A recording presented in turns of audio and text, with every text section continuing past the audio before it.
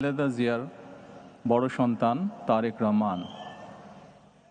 আমি দলের পক্ষ থেকে আপনাদের সামনে বক্তব্য রাখবেন বাংলাদেশ জাতীয়তাবাদী দলের ভারপ্রাপ্ত চেয়ারম্যান জনাব তারেক রহমান।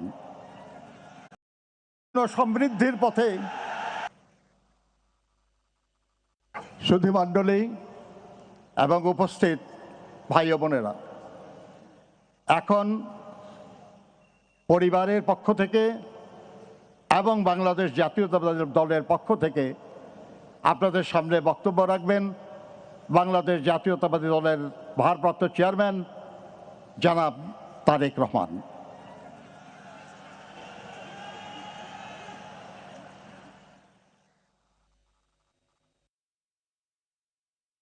বিসমিল্লাহির রহমানির রহিম।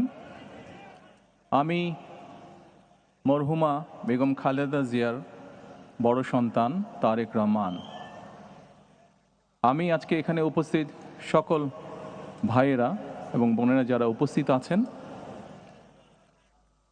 মরহুমা বেগম খালেদা জিয়া জীবিত থাকাকালীন অবস্থায় যদি আপনাদের কারো কাছ থেকে কোনো ঋণ নিয়ে থাকেন, দয়া করে আমার সাথে যোগাযোগ করবেন, আমি সেটি পরিশোধের ব্যবস্থা করব ইনশাআল্লাহ।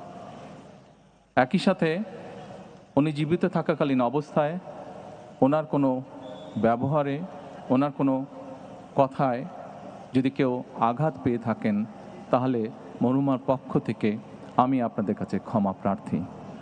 দোয়া করবেন আল্লাহ তাআলা যাতে ওনাকে বেহেশত দান করেন। আসসালামু আলাইকুম। আসসালামু আলাইকুম।